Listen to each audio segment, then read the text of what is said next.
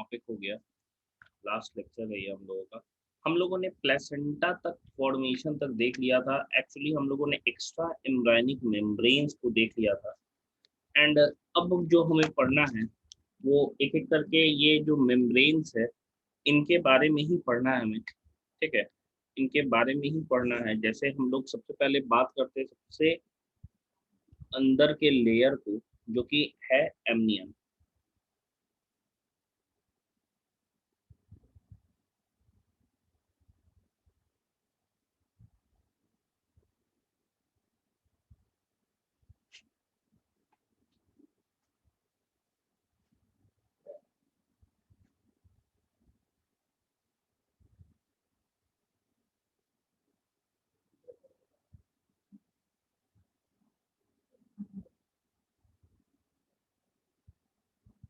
Amnion,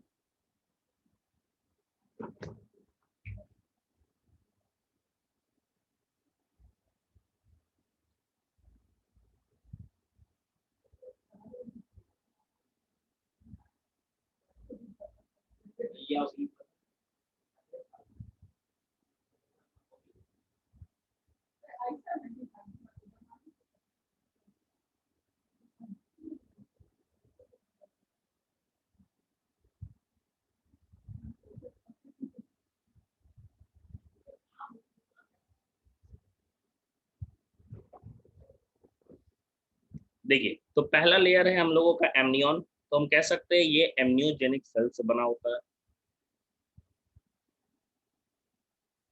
formed by the layer of amniogenic cells, amniogenic cells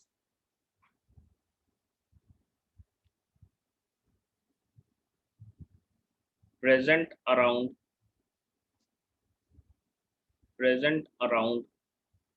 the amniotic cavity. amniotic cavity मतलब सबसे inner most है यही। हम कह सकते हैं कि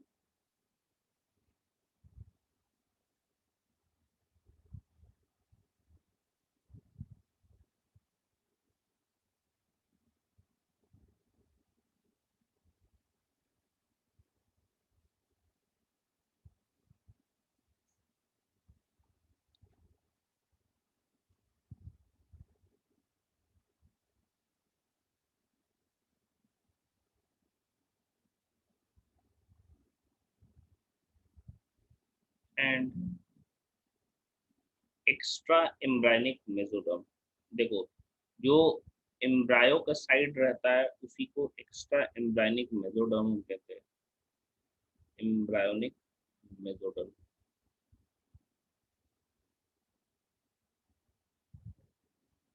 एक्स्ट्रा एम्ब्रायनिक मेसोडर्म। जैसे कि हम लोग यहाँ पे देख रहे हैं, जैसे यहाँ पे देखिए, यहाँ पे हम कह रहे हैं ये पूरा अंदर का लेयर है, ये एमनियोटिक कैविटी हो गया। ये एमनियोटिक कैविटी के साइड है, और ये वाला जो एमनियन का लेयर है वो किधर है, एक्स्ट्रा एम्ब्रायनिक मेसोडर्म। ये एम्ब्रायनिक मेसोडर्म है, ये एम्ब्रायो हो गया, इसके ऊपर एक्स्ट्रा एम्ब्रायनिक मेसोडर्म हो गया। ये यही एक्स्ट्रा एम्ब्रायनिक मेसोडर्म बाद में जाके नीचे से देखो क्या बनाता है, कनेक्टिंग स्टॉक। एंड यही कनेक्टिंग स्टॉक बाद में जाके क्या बन जाता है, umbilical cord.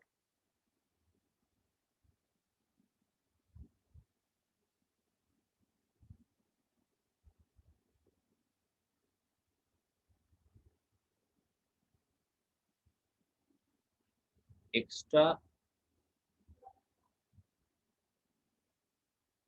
Embryonic mesoderm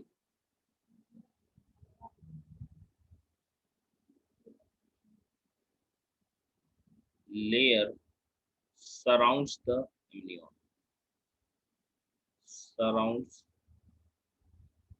the amnion,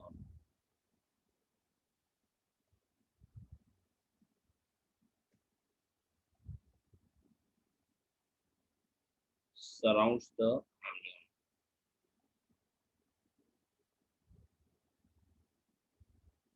The connecting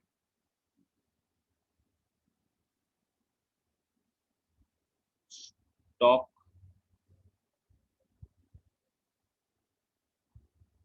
is also attached with it.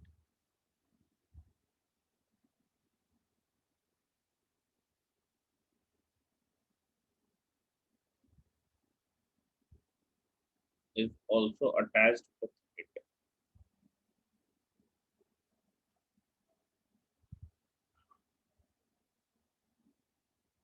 जैसे जैसे एम्ब्रायो बड़ा होता है, एमनियन एम्ब्रायो को चारों तरफ से घेर लेता है, एंड लगभग हम कह सकते हैं कि 2 महीने बाद फर्टिलाइजेशन पे या 2 महीने की प्रेगनेंसी तक एमनियन जो है वो कंप्लीटली हम कह सकते हैं कि जुड़ जाता है कनेक्टिंग स्टॉक के साथ, एंड फाइनली वो अम्बिलिकल कॉर्ड बना लेता है।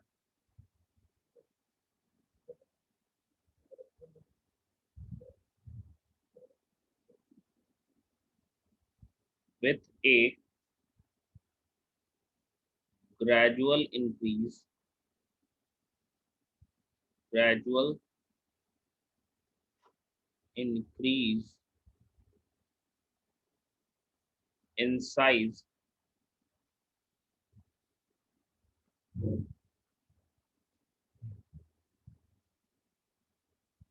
the amnion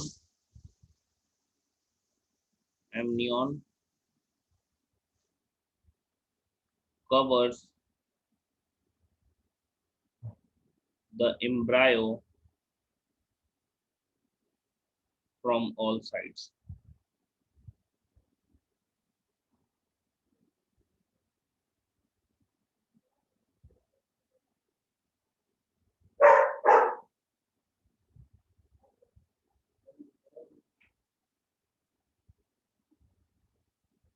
After about 8 weeks of fertilization, fertilization, after about 8 weeks of fertilization,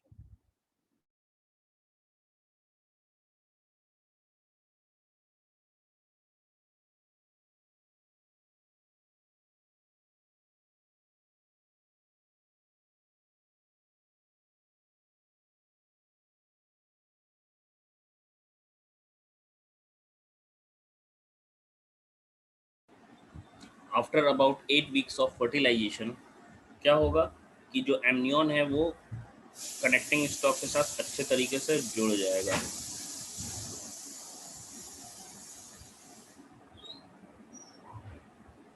amnion is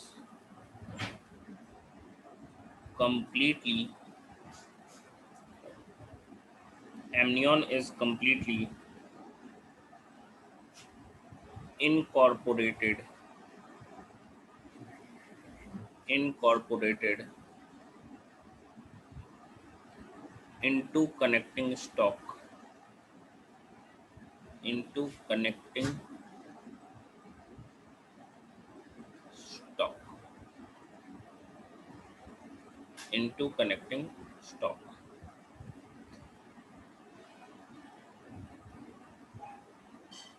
लिखिए तो यहाँ तक।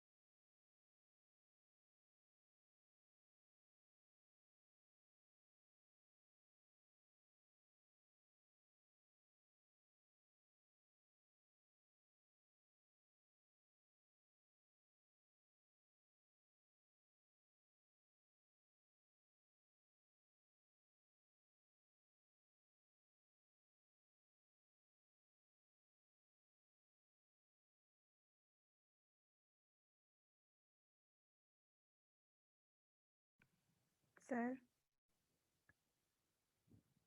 Sir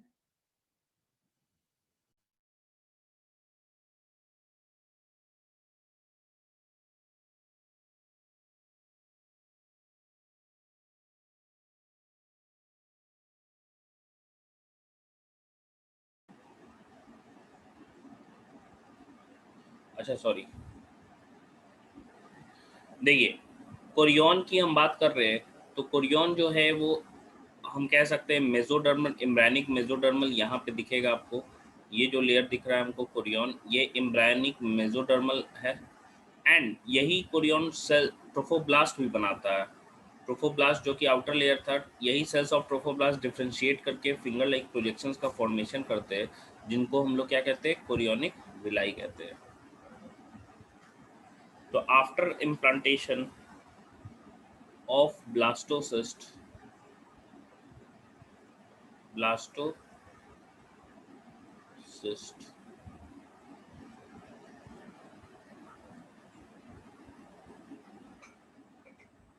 trophoblast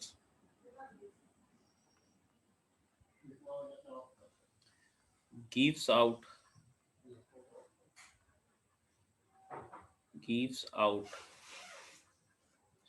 several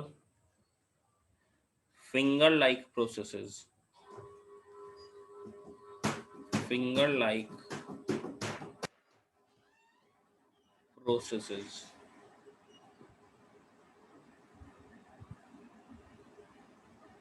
and in finger like processes को हम क्या कहते हैं, chorionic villi.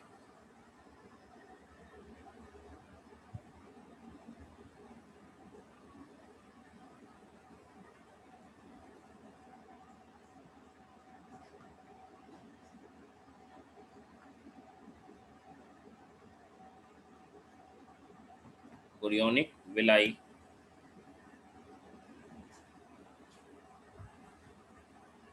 which get embedded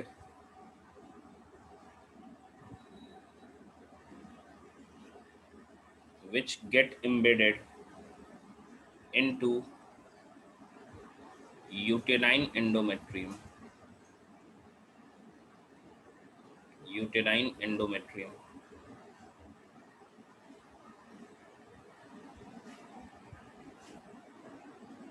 Uterine endometrium.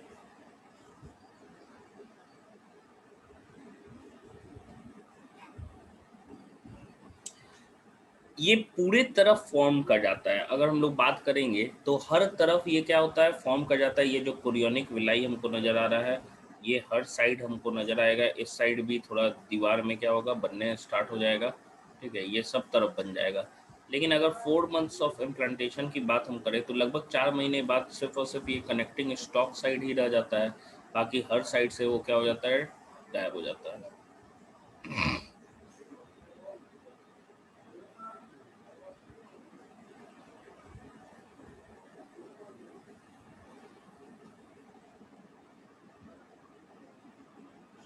After a period of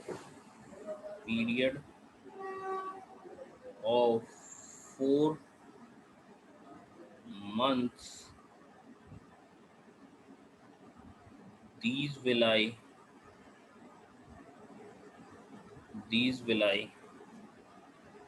disappear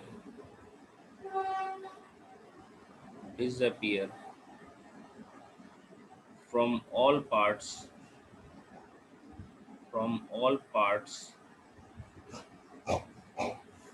except the connecting stalk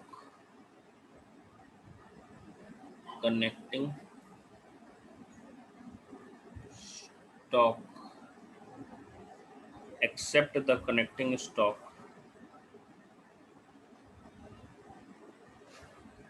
where they grow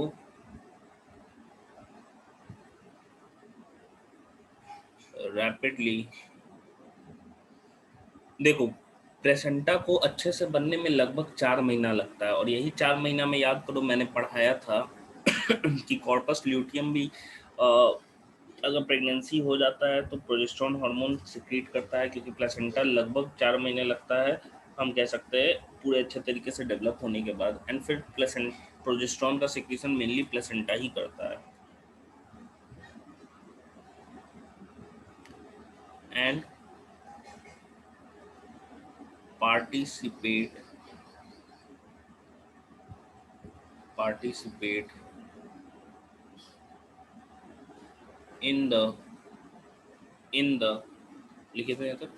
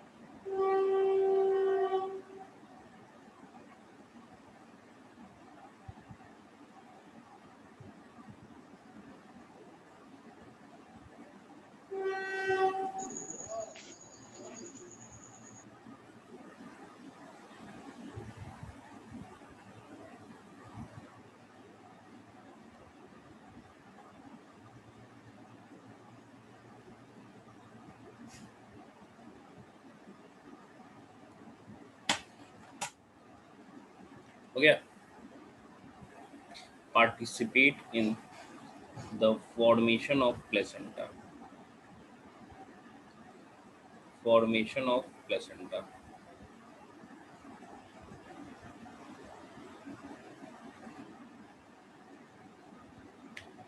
third one is, तीसरा जो है वो है yolk sac,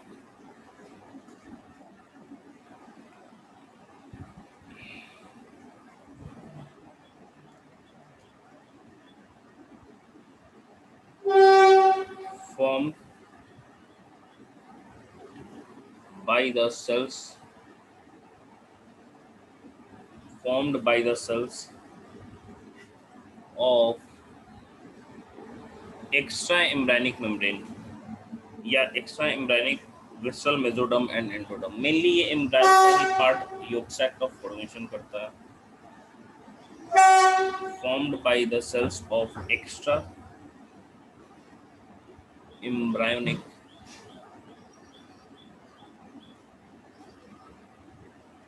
visceral mesoderm and endoderm।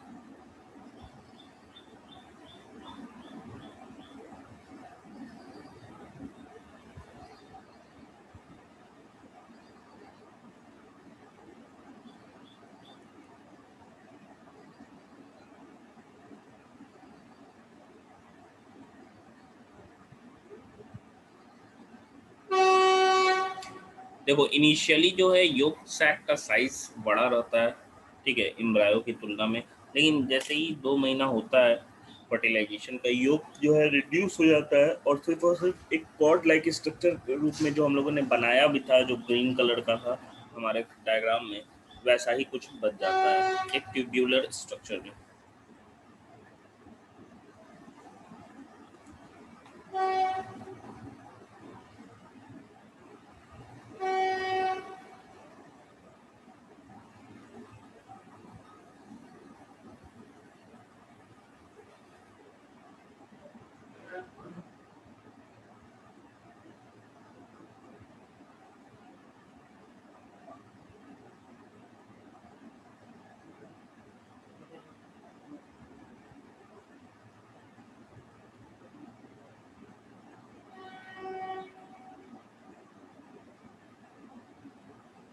after about 8 weeks after fertilization.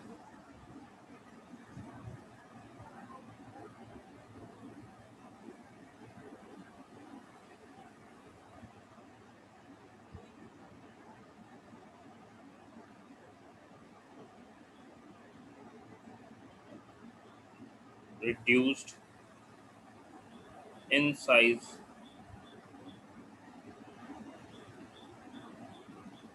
and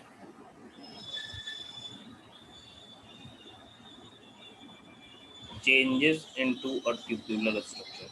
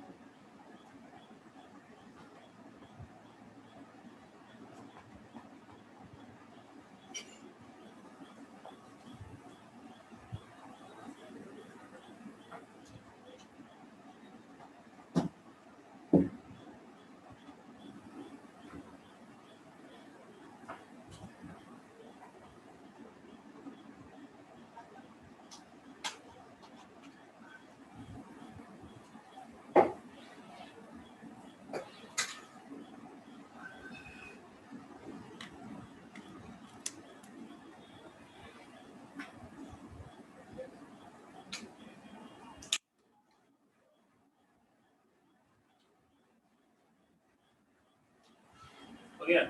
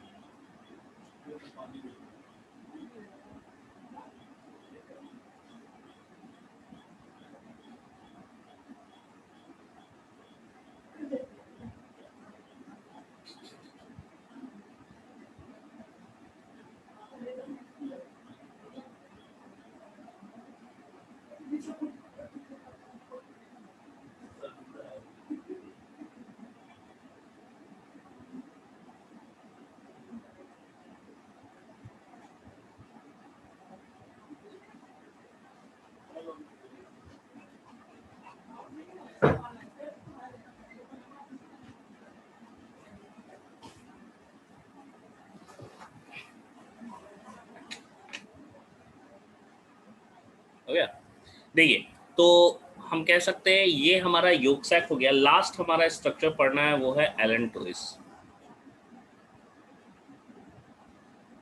fourth. This is allantois. देखो, allantois की मैं बात करूं तो ये भी हम कह सकते हैं सिलिंड्रिकल स्ट्रक्चर होता है, रॉड लाइक स्ट्रक्चर, उसी कॉर्ड के अंदर ही हमको नजर आता है ये भी allantois. Solid and cylindrical, solid and cylindrical mass formed by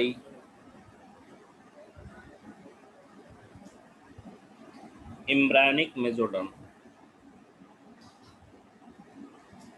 Embryonic mesoderm.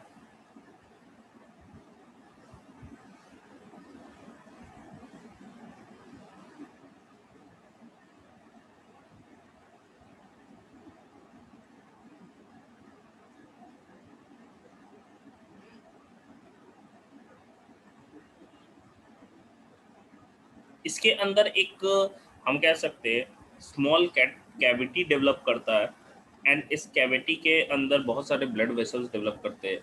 ये वेसल्स का मेन काम होता है कि ये प्लेसेंटा के साथ जुड़ते हैं एंड न्यूट्रिशनल और रेस्पिरेटरी सप्लाई करते हैं एम्ब्रायो को। ह्यूमन के केस में ये एलेंटोइस जो है वो एक स्टोर हाउस नहीं है एक्सक्रीटरी वेस्ट का, जैसे कि रेप्टाइल्स और बर्ड्स और प्रोटोथेरियंस यानी कि लोअर मैमल्स के केस में होता है। उसमें एलेंटोइस वेस्ट प्रोडक्ट्स को भी स्टोर करके रखते हैं। Small cavity, a small cavity lined by endodermal endodermal cells develop in it develop in it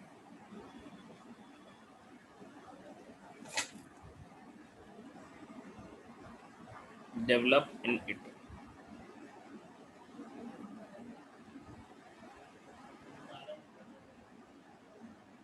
The mesoderm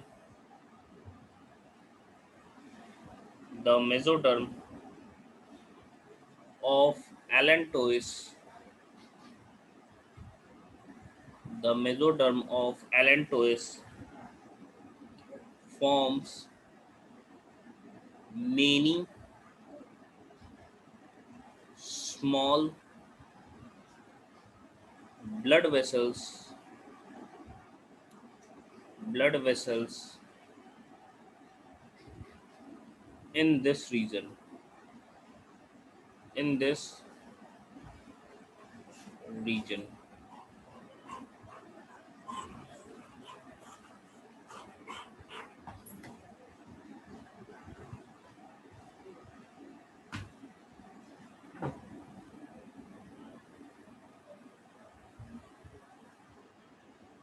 ये वेसल्स का काम क्या होगा, ये एम्ब्रायो से खुद को कनेक्ट करेंगे एंड जाहिर सी बात है सिंपल एम्ब्रायो को प्लेसेंटा से जोड़ने का काम करते हैं नटसेल में।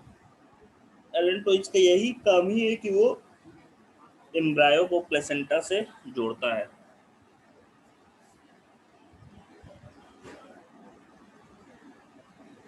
These vessels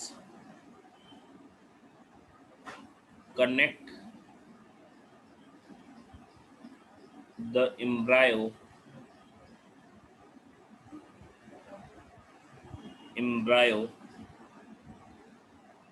with placenta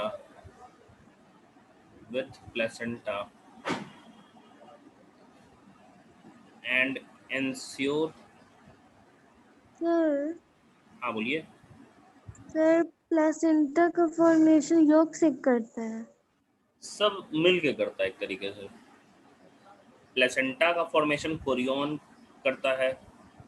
आगे साइड में देखो फिगर में हम लोगों को देखते हैं प्लेसेंटा, समझना इस चीज़ को, ये पूरा जो चारों तरफ है ना, ये पूरा चारों तरफ वो प्लेसेंटा है एंड बीच में प्लेसेंटा से जोड़ने का काम ये कॉर्ड कर रहा है। कॉर्ड में एलेंटोइस हो गया जो ग्रीन वाला है, इसके अंदर कैविटी है जिसमें वेसल जमेगा एंड ये एक तरीके से ब्लड सप्लाई करेगा या न्यूट्रिशनल सप्लाई करेगा किसको, एम्ब्रायो को जो कि डेवलप कर रहा है। योग सैक ह्यूमन में उतना डेवलप नहीं रहता है क्योंकि योग का अमाउंट ही कम रहता है।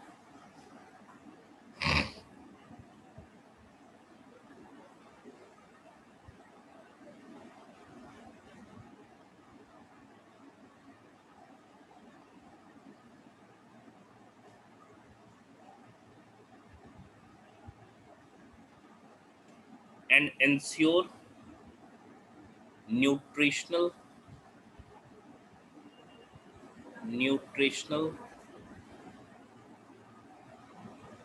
and respiratory respiratory supply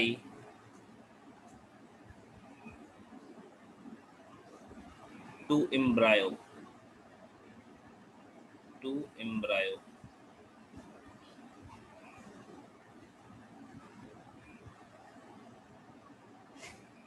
ठीक है।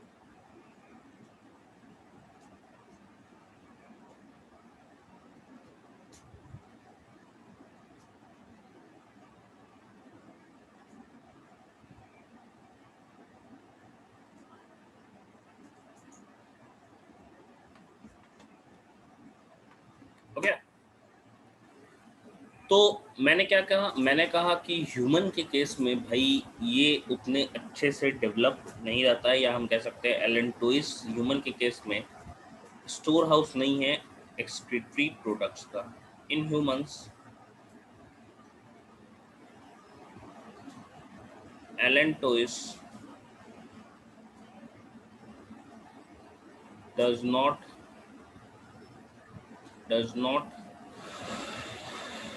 function to store excretory wastes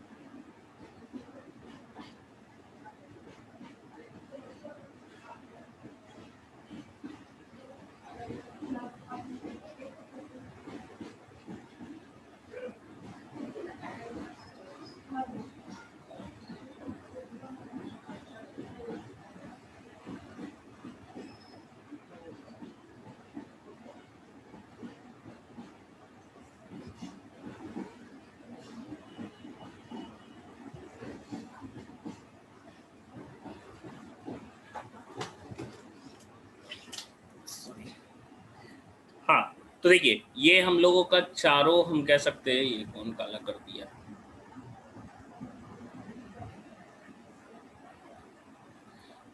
हम कह सकते हैं ये चारों हम लोगों का लेयर जो था एक्स्ट्रा एम्ब्रेनिक मेम्ब्रेन वो कंप्लीट हो गया। नेक्स्ट टॉपिक जो हमें पढ़ना है, हेडिंग डाल दीजिएगा प्लेसेंटा।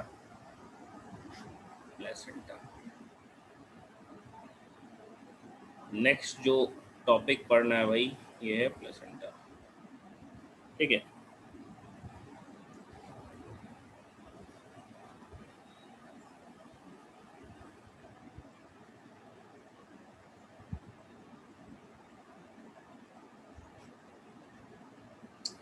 प्लेसेंटा सबसे पहले ना बनने का कारण समझिएगा। जैसे मान लो एक अंडा हम देखते हैं जो बर्ड्स देती है, इसमें क्या होता है, यहाँ पे योक रहता है ऐसे। तो योग क्या है, मेनली न्यूट्रिएंट है, ठीक है, न्यूट्रिएंट है, इसमें बहुत अमाउंट में एनर्जी है। तो जो डेवलपमेंट के लिए एम्ब्रायो को चाहिए, एम्ब्रायोजेनेसिस के लिए जो भी एनर्जी, वो सारा का सारा एनर्जी उसको योग से ही मिल जाता है। इसीलिए तो अंडा ओविपेरस जो एनिमल होते हैं वो अंडा दे के क्या हो जाते हैं, छोड़ देते हैं, फिर उससे कनेक्टिविटी क्या हो जाएगी, खत्म हो जाएगी, उसकी कोई कनेक्शन है नहीं। बस उसको टेम्परेचर मिलना चाहिए ताकि वो क्या हो जाए, उसमें जर्मिनेशन प्रॉपर हो सके। अब लेकिन समझिए कि जिसमें ये योग कम होगा, बहुत मिनिमम होगा, उसमें तो न्यूट्रिएंट नहीं है। एंड वैसे एनिमल्स में कंटिन्यूएशन के लिए या कंटिन्यूअस हम कह सकते हैं न्यूट्रिशनल सप्लाई के लिए एक टिश्यू का होना काफ़ी ज़रूरी है। एंड इसी टिश्यू को हम क्या कहते हैं, प्लेसेंटा कहते हैं, ठीक है।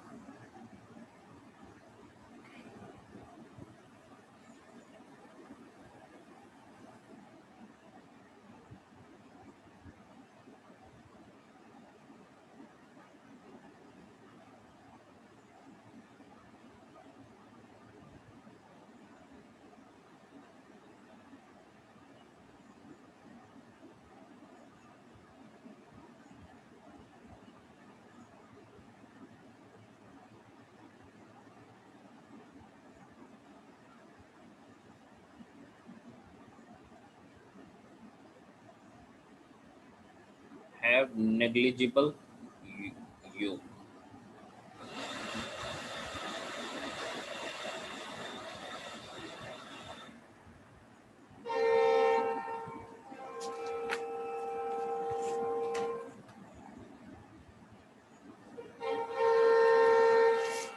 प्लेसेंटा की हम बात करें तो प्लेसेंटा सिर्फ एक मेम्ब्रेन नहीं है, हम कह सकते हैं ये एक सिंगल मेम्ब्रेन नहीं है, डिफरेंट टिश्यूज से बना हुआ है, हम कह सकते हैं made up of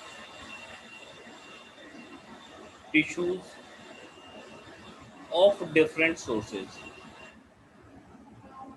of different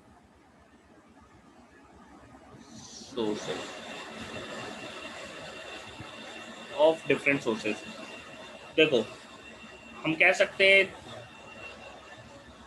mainly दो डिफरेंट सोर्सेज रहता है, एक तो मैटरनल सोर्स हो गया, दूसरा एम्ब्रायनिक टिश्यू हो गया। ठीक है, दो टिश्यू इन्वॉल्व होते हैं,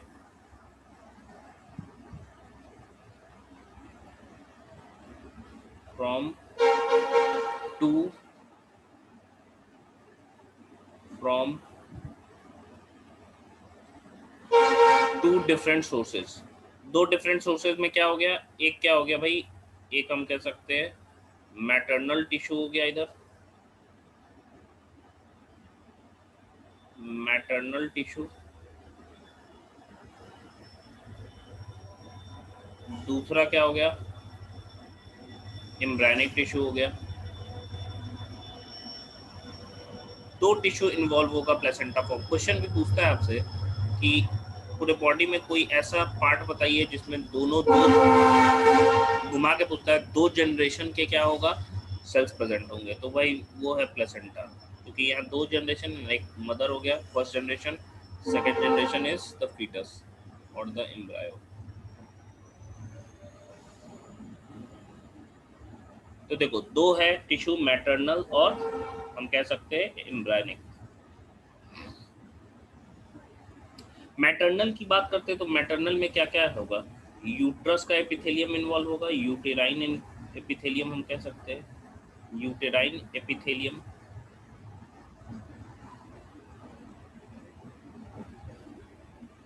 यूटेराइन एपिथेलियम। दूसरा क्या हो जाएगा, कनेक्टिव टिश्यू, कनेक्टिव टिश्यू। तीसरा क्या हो जाएगा, ब्लड कैपिलरीज। ये सारे कहाँ से आ रहे हैं, मदर के बॉडी के कैपिलरीज। वहीं पे अगर मैं एम्ब्रायनिक टिश्यू की बात करूं तो एम्ब्रायनिक टिश्यू में क्या क्या आ जाएगा, एक्स्ट्रा एम्ब्रायनिक मेम्ब्रेन आ जाएगा, मेनली कोरियन है,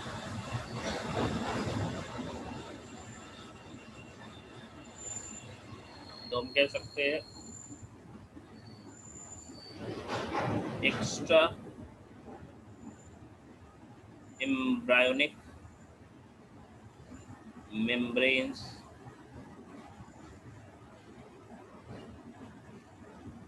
mainly Korean,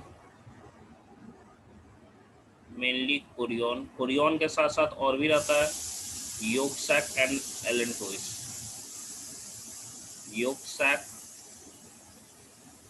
and allantois. Amnion नहीं बनाता है प्लेसेंटा क्योंकि वो अंदर से रहता है, एलेंटोइस।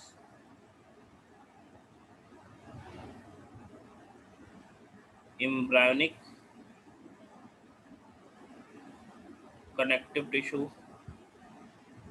जो कि मेसोडर्मल हो गया, connective tissue plus blood capillaries, blood capillaries.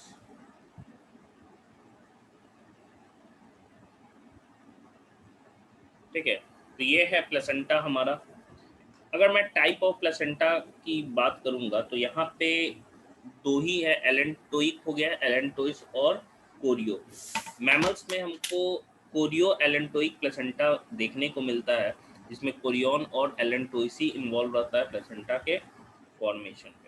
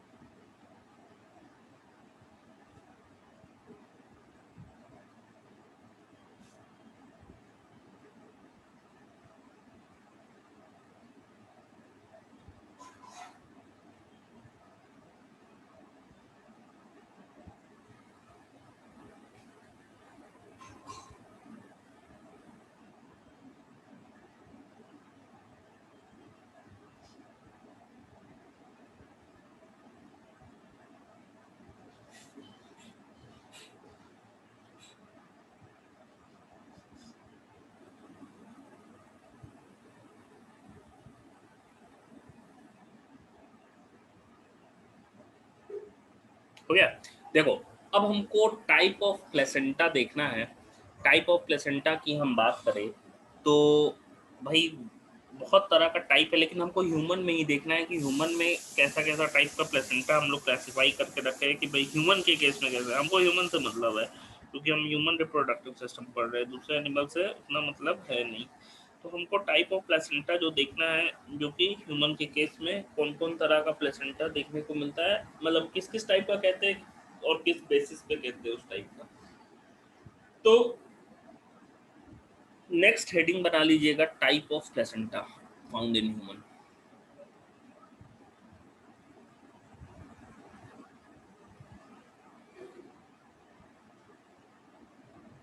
Types of placenta found in human. Found in human. Types of placenta found in.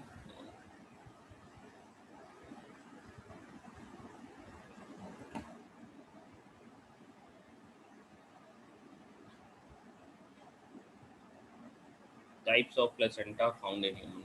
सबसे पहले अगर मैं टाइप की बात करूं तो हम कह सकते हैं कि जो प्लेसेंटा मैमल्स में पाया जाता है वो कोरियो एलियोनिक टाइप का होता है, एलेंटोइक टाइप का, sorry, chorio allantoic placenta.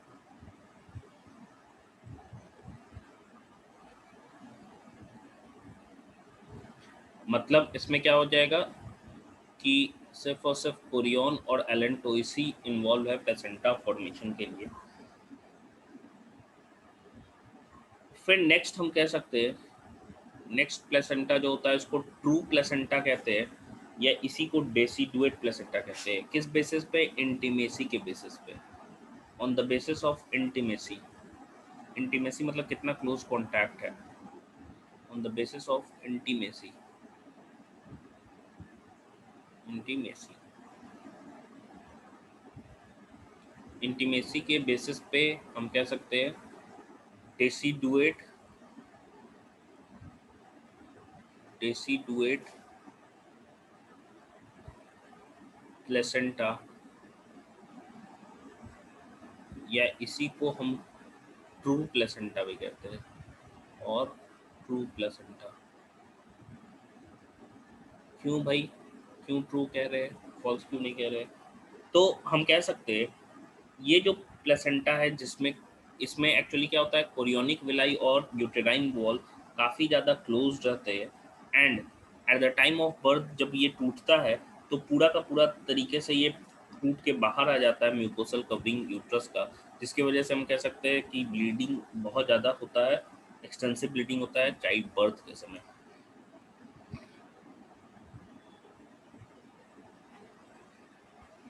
True placenta है क्या, या डेसिडुएट प्लेसेंटा हम कह सकते हैं।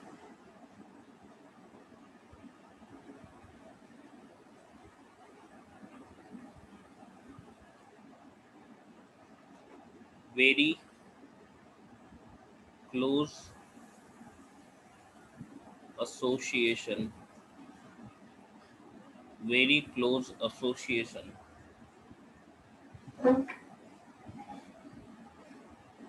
between chorionic villi, chorionic villi and uterine wall, uterine wall,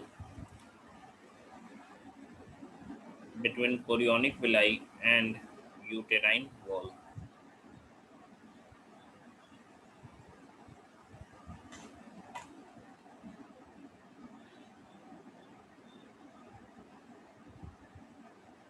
एक और पॉइंट हो जाएगा extensive bleeding at child birth, bleeding at child birth, child birth, extensive bleeding at child birth. Function of amniotic fluid, अच्छा sorry Kalyani नहीं देखे थे। Function जो होता है वो बायंसी प्रोवाइड करता है, उसको हल्का बनाता है, शॉक से एब्जॉर्ब करता है, शॉक एब्जॉर्बर है। इंटीमेसी क्या होता है रिया? इंटीमेसी कहने का मतलब क्लोज कांटेक्ट होता है। नेक्स्ट बेसिस हम देख सकते हैं इम्प्लांटेशन के बेसिस पे, on the basis of implantation. Sir हाँ सर वो जो कोरियो एलेंटोइक प्लासेंटा ये भी सर टाइप्स ऑफ प्लासेंटा है। वही। सर जो ये फर्स्ट नंबर है कोरियो एलेंटोइक प्लासेंटा, सर ये भी टाइप्स ऑफ प्लासेंटा हाँ है। टाइप्स ऑफ प्लेसेंटा, जैसे मैमल्स या ह्यूमन में हम कह सकते हैं कोरियो एलेंटोइक प्लेसेंटा पाया जाता है। Yes sir. On the basis of implantation, implantation blue से जितना लिखे वो सारा टाइप हो जाएगा। तो इम्प्लांटेशन के बेसिस पे इंटरस्टिशियल इंटरस्टिशियल प्लेसेंटा बोलते हैं हम लोग, जो कि ह्यूमन में पाया जाता है। सर तो हाँ बोलिए। सर बोल रहे थे कि इंटीमेसी के बेसिस पे दो टाइप्स का प्लासेंटा होता है या फिर एक ही टाइप्स का? एक टाइप का डेसिडुएट को ही ट्रू प्लेसेंटा बोलते हैं, जो ह्यूमन में पाया जा रहा है। दूसरे तरह का भी प्लेसेंटा होगा लेकिन हम सिर्फ ह्यूमन के लिए पढ़ रहे हैं, ह्यूमन में जो वाला टाइप है वही बता रहे हैं। और सर वो कोरियो एलेंटोइक सर ये अलग है? हाँ जो फर्स्ट नंबर प्लेसेंटा है कोरियो एलेंटोइक ये अलग है सर? एक मिनट रुक जाओ, मिटा के सही कर दे, आपको नहीं समझ में आ रहा। देखो ये है कोरियो एलेंटोइक प्लेसेंटा, ये स्ट्रक्चर के बेसिस पे है, on the basis of structure लिख लीजिएगा, on the basis of structure.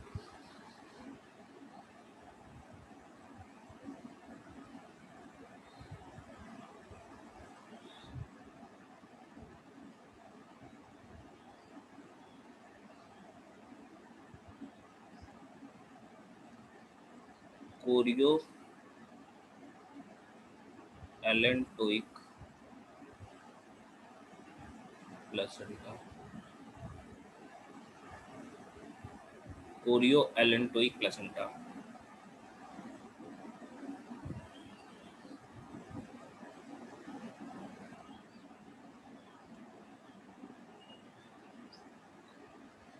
Interstitial placenta हम लोग क्यों कहते हैं? क्योंकि इसमें बहुत ज़्यादा कोरियोनिक प्लेसेंटा जो है वो यूट्रस के वॉल में एसोसिएशन करता है, या हम कह सकते हैं इंटरस्टिशियल कहने का मतलब क्या हो गया, काफ़ी एक दूसरे में, हम कह सकते हैं क्या हो सकता है, इंटरडिजिटेट कर सकता है, कि एक दूसरे में धंसा हुआ हो सकता है, हम बोल सकते हैं।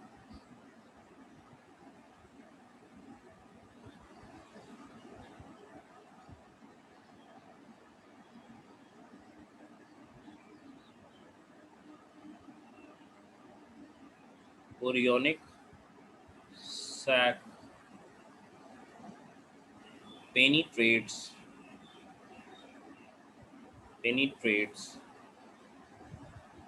deep inside the wall of uterus, inside the wall of uterus।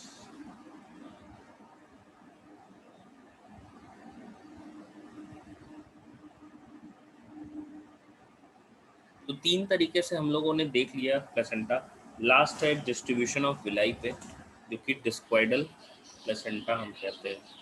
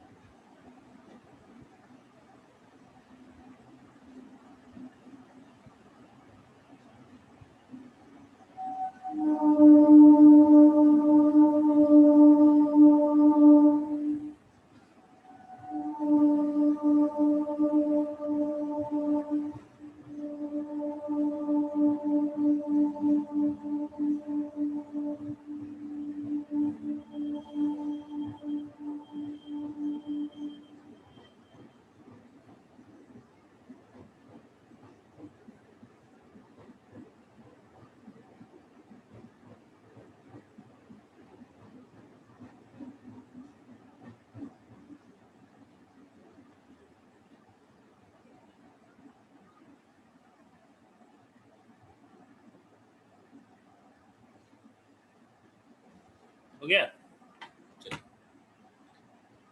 Next last है हमारा, जो कि विलाई के डिस्ट्रीब्यूशन पे सर ऑन एक मिनट पीछे कीजिए ना, एक लाइन रह गया तो।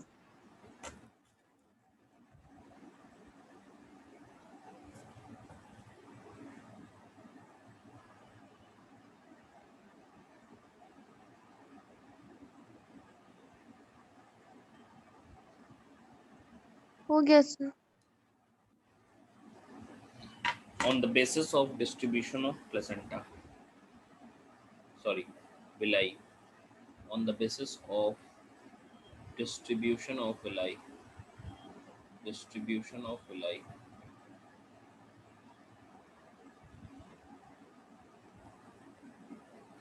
देखो कोरियन तो पूरा चारों तरफ है, लेकिन विलाई सिर्फ और सिर्फ डोर्सल सरफेस पे ही पाया जाता है, पीछे के साइड पे पाया जाता है, बाकी सरफेस पे नहीं पाया जाता है। तो अगर मैं टाइप बेसिस पे कहूँ तो इसको डिस्क्वाइडल प्लेसेंटा कहते हैं हम लोग, डिस्क्वाइडल placenta.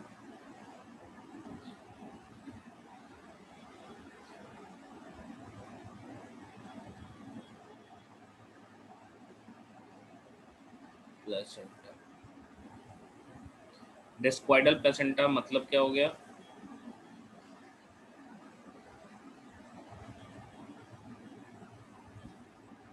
whole of the chorionic villi या chorionic surface, chorionic surface is covered by villi, is covered by villi in initial stage, in initial stage, in initial stage, but the villi disappear, villi disappear, disappear later,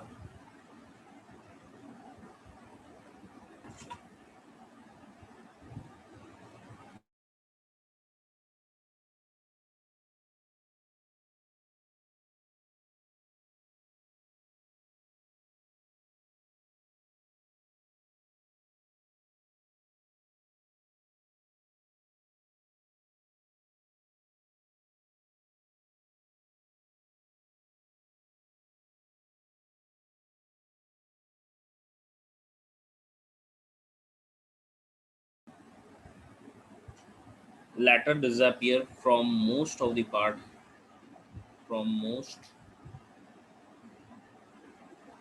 area except the region of implantation, except the region of implantation.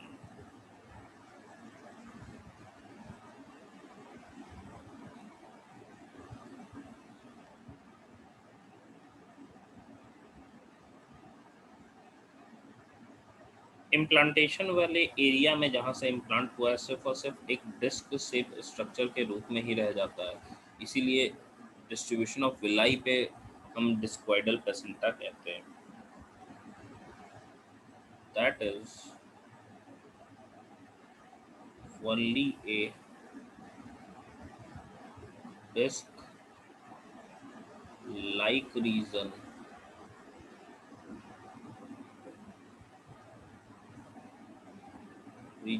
is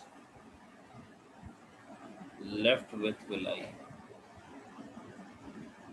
with villi, left with villi। और क्योंकि अगर मैं tissue के basis पे divide करूंगा placenta को, तो human में टिश्यू जो है मेनली ब्लड से ही बना होता है या ब्लड वेसल से बना होता है प्लेसेंटा का, इसीलिए हीमोकोरियल प्लेसेंटा इसको हम लोग कहते हैं। लास्ट है on the basis of histology.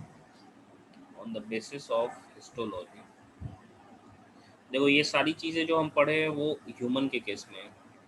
Type में डिफरेंट टाइप्स भी आ सकता है, लेकिन वो सब पढ़ने की कोई ज़रूरत नहीं, क्योंकि वो सब टर्म्स कुछ ना तो पूछे जाएंगे ना तो आपको पढ़ने की ज़रूरत है। तो टाइप की बात करें तो हीमोकोरियल हिस्टोलॉजी के बेसिस पे।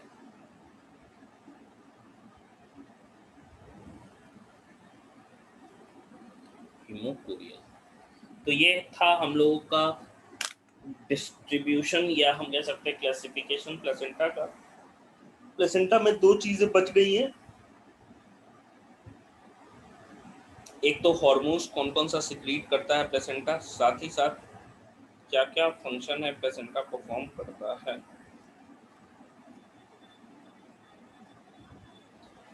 Last topic parturition.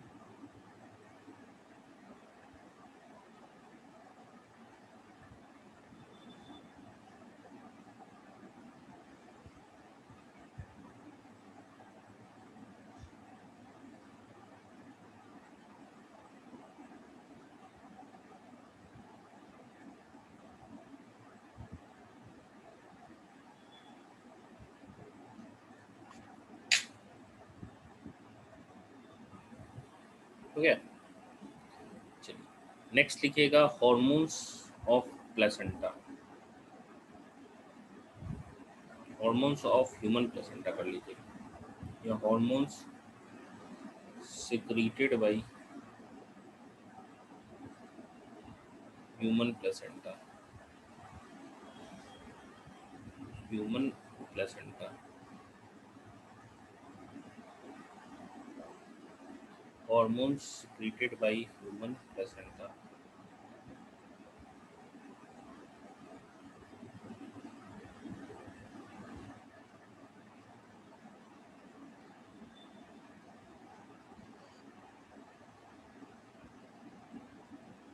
देखिए, अगर मैं हार्मोन्स की बात करूँ तो दो ही तरह का हार्मोन निकाला जाता है।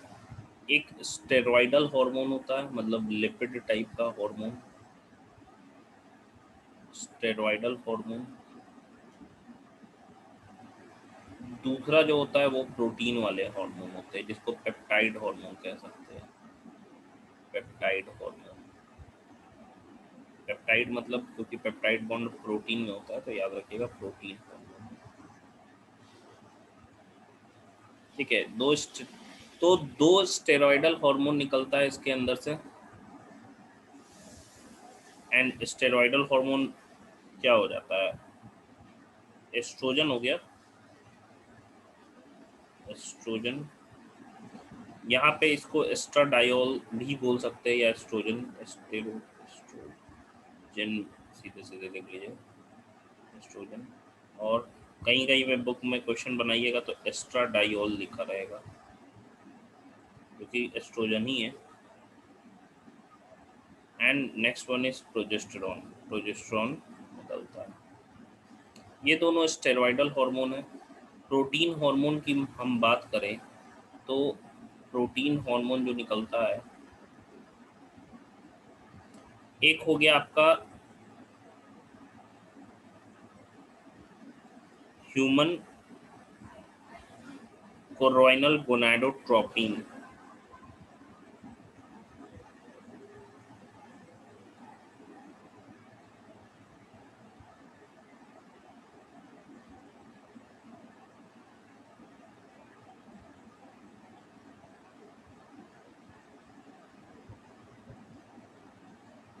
ह्यूमन कोरोइनल गोनाडोट्रोपिन, गोनाडोट्रोपिन, इसको HCG भी कहते हैं, HCG, ठीक है। दूसरा जो होता है वो HPL हम कहते हैं, या ह्यूमन प्लेसेंटल हम कह सकते हैं, सॉरी HPL प्रोलैक्टिन हार्मोन तो हो गया। इसको ह्यूमन प्लेसेंटल सोमैटो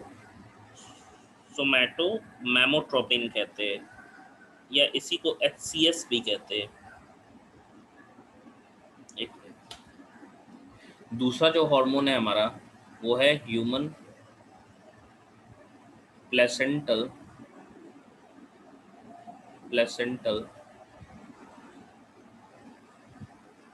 सोमैटो मैमोट्रोपिन,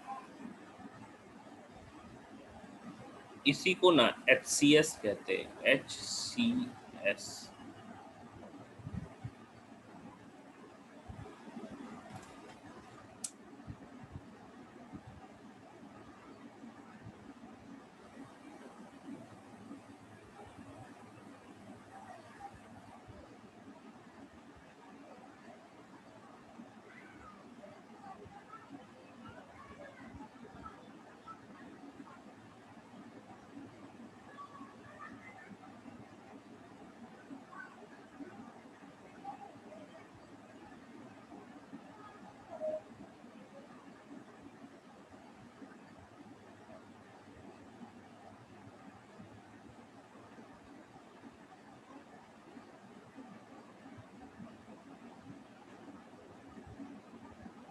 देखिए ये जो हार्मोन है इसको सोमैटोमैमोट्रोपिन, देखो मैमो मेमोरी ग्लैंड के लिए वर्ड यूज किया गया है, ठीक है।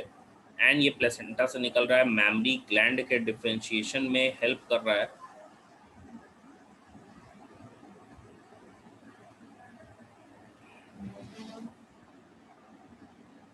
एंड इसी को हम लोग ह्यूमन प्लेसेंटल लैक्टोजन भी कहते हैं, और लैक्टोजन, या इसी को HPL भी कहते हैं, HPL।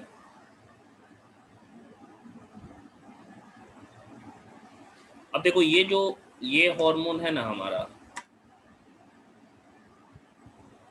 ये HCG, प्रेगनेंसी के इनिशियल डेज में इसका क्वांटिटी काफ़ी ज़्यादा बढ़ जाता है एंड ये यूरिन में भी पाया जाता है,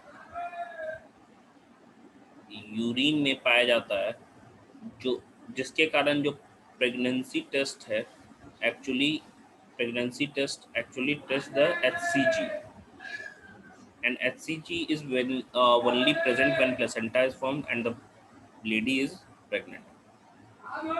प्रेगनेंसी टेस्ट हम लोग परफॉर्म करते हैं इसको। तो यही 4 बेसिक हम कह सकते हैं हार्मोन्स निकलता है। एंड प्रेगनेंसी के समय और भी ओवरी से भी निकलना स्टार्ट हो जाते हैं, जैसे एस्ट्रोजन हो गया, प्रोजेस्टेरॉन हो गया, एड्रिनल ग्लैंड से कॉर्टिसोल, प्रोलैक्टिन हार्मोन, जो कि मदर के पिट्यूटरी ग्लैंड से निकलता है, थायराइड ग्लैंड से थायरोक्सिन, इसका भी लेवल जो होता है वो काफ़ी ज़्यादा बढ़ चुका रहता है मैटरनल ब्लड के अंदर। हाँ बोलिए सर HCS मतलब? क्या चीज़? HCS मतलब sir? Human placental somatomammotropin. Sir तो यहाँ पे HPS होना चाहिए ना सर, ये सही है ना HCS?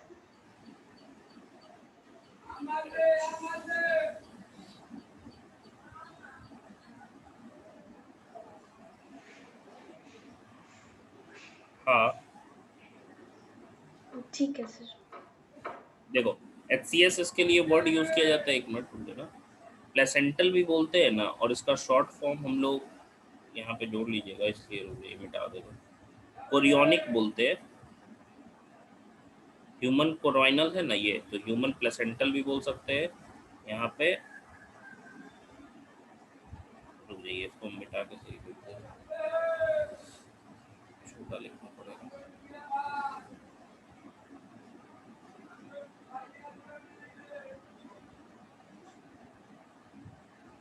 इसको बोलते हैं हम लोग ह्यूमन कोरियोनिक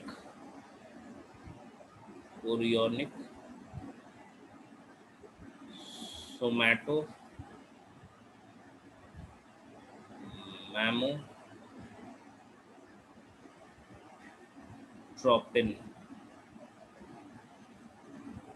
इसको HCS बोल सकते हैं। एंड दूसरा हो गया, इसी को बोल सकते हैं ह्यूमन प्लेसेंटल लैक्टोजन, जिसको HPL बोल सकते हैं। ठीक है,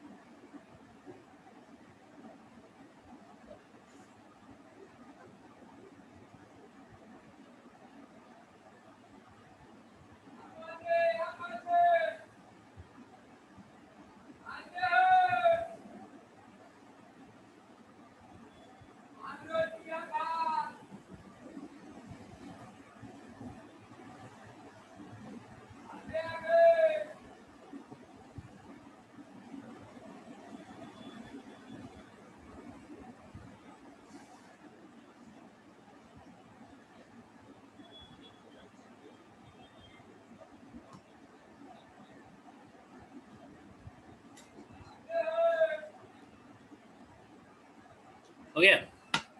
देखिए एक पॉइंट नोट कर लीजिएगा इसमें, स्टार मार्क करके। In addition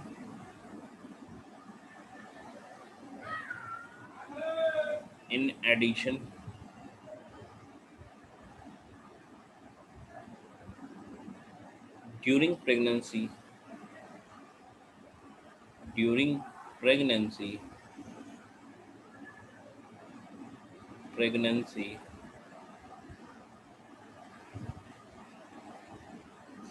the levels of other hormones the levels of other hormones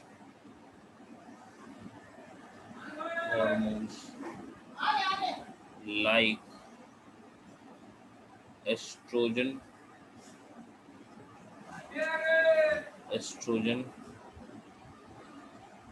progesterone,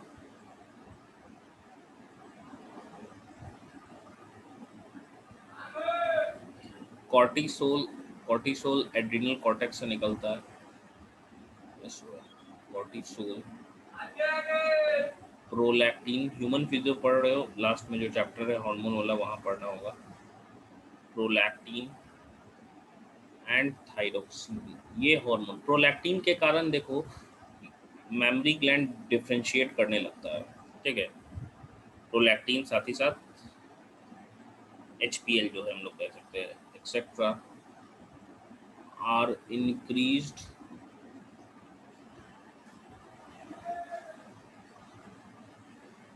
several folds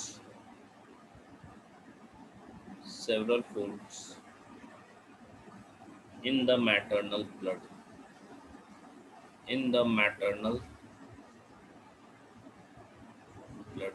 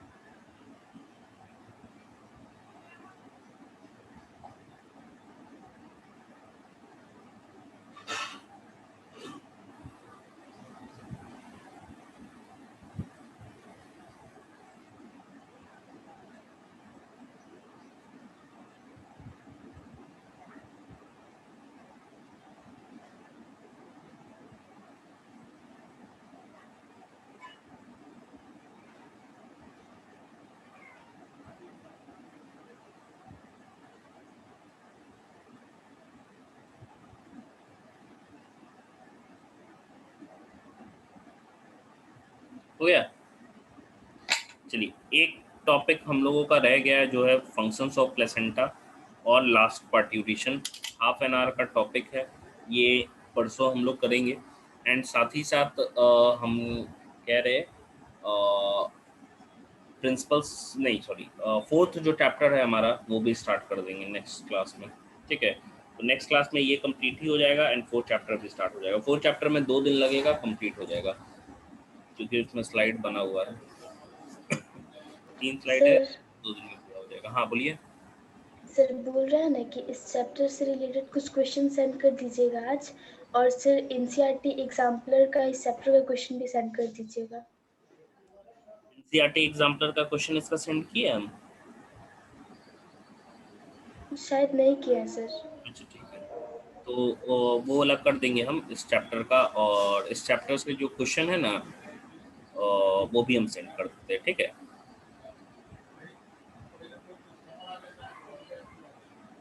हाँ, इस चैप्टर से हम क्वेश्चन काफ़ी ज़्यादा सेंड करेंगे। आई थिंक हमको लगता है कि आपका एग्जाम्पलर का क्वेश्चन का उतना ज़रूरत है नहीं, ठीक है। लगभग 373 क्वेश्चन है, हम सेंड कर देंगे। 300-350 क्वेश्चन है इस चैप्टर में, जो कि पढ़ाए हुए से हो जाएगा, ठीक है। तो हम सेंड कर देते हैं, थोड़ा सा उसको एडिट करना होगा, सेंड कर देते हैं थोड़ा देर में। चलिए, तो रहने देते हैं हम लोग यहीं तक। नेक्स्ट क्लास में हम लोग का 4th चैप्टर स्टार्ट भी हो जाएगा एंड आई थिंक आज ट्यूसडे, इस वीक में हमारा 4th चैप्टर भी कंप्लीट हो जाएगा। फिर हम जेनेटिक्स को नेक्स्ट वीक से स्टार्ट करेंगे।